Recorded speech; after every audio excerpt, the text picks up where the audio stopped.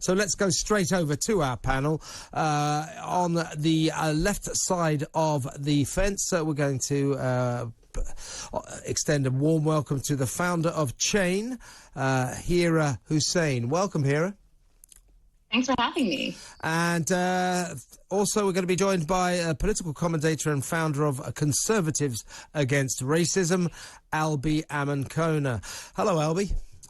Good evening, Kevin. Actually, Albie, can I just... this is nothing to do with the political panel, but I want to just say how impressed I was with the football manager, Alan Pardew, yesterday, who quit his Bulgarian club because he was sick to death of the racism of the fans. The usual nonsense, racist chants, throwing bananas at players of colour. He said, I'm not, I don't care how much they're paying me, I'm leaving. And he quit.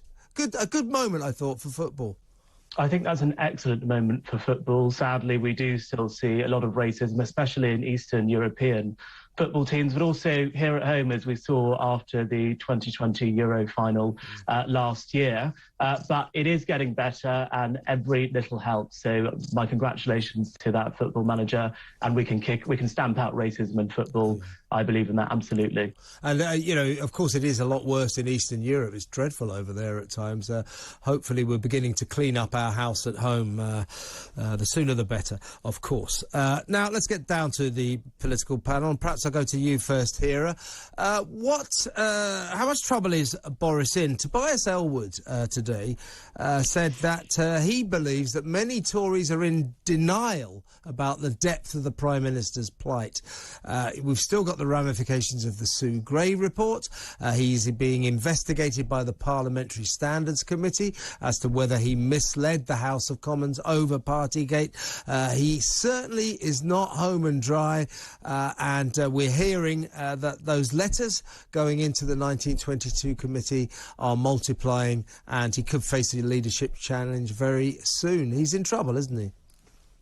I certainly think so. I mean, everybody that I speak to, it just feels like there's one thing after the other. So you're hearing all of these scandals and concerns and problematic statements and decisions. So I feel like the confidence in the Prime Minister is at an all-time low, and the Tory party should be concerned, and I think Boris Johnson should be concerned as well. This is such a turbulent. We're just coming out of what has been a really difficult 2 years for the country, and the fact that our government is still, the leader of our government is still embroiled in all of these things doesn't speak very well, does it?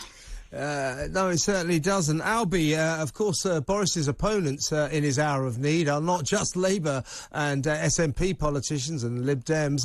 There are many Tories who've had enough of him, and we do hear that these letters are going up in number. How much trouble do you think he is? Do you think Tobias Ellwood is right? He, of course, is the Tory chairman of the Select Defence Committee. Do you think he's right when he says a lot of Tories are in denial about the depth of Boris's problems? I have a lot of time for Tobias Ellwood, but unfortunately not on this issue. I don't think that Tory MPs are in denial over the trouble that the party is in and over the difficulties that the Prime Minister may face. We have seen many Johnson and indeed Conservative loyalists come out over the past couple of weeks. Andrea Leadsom, for example, Sir Bob Neal coming out and saying that the Prime Minister is in trouble. So I think people are understanding the seriousness of the situation. But I would just temper that by saying, is this really the time for the Conservative Party to be navel-gazing in a potential vote of confidence or leadership election? What happened at Downing Street over COVID was unforgivable. Mm-hmm. But we're facing a cost of living crisis. We've got the war in Ukraine and also the Northern Ireland Protocol to sort out. And is now really the time for us to be navel-gazing? I think that would be my question. That's a question that a lot of Conservatives are asking before they make their choice on whether or not to send in a letter to the 1922 committee. I think it all revolves, I'm going to stick with you, Albie, on this one. I think it all revolves around his electability. Is he an electoral asset, or is he now electorally toxic? If Tory MPs conclude he can win them the next election, then they'll stick with him. Do you think he will face a leadership contest? I think I'm 60% sure now that I think a vote of confidence will happen at some point. The threshold for the vote of confidence to happen, I believe, is 54 letters into the 1922 committee. I think the last I saw on Conservative Home was around 31% had sent their letters in, which means there could be 10 or 15 more who have sent their letters in but haven't actually declared it. So we could be in the high 40s by now, which isn't a long way to go until 54. So I think that could happen. But I do actually think he would win a vote of confidence. You have got to remember, even Theresa May won her first vote of no confidence back in 2018, I think it was now. Yeah, and I think the thing is, though, that what was proved in the case of Theresa May is, yes, I agree with you, Albie. I think he would win a leadership challenge, a leadership contest, but he would be possibly irreparably damaged by it. Hera, if Boris Johnson was defenestrated, would that be a good thing for Labour or a bad thing? I mean, he is still strangely popular, old Boris, and he might be an electoral asset to the Tories, or he might be electoral poison. Would you like to see him remain in office? Would that be good for Labour, or would that be bad for Labour? Tell me what you think.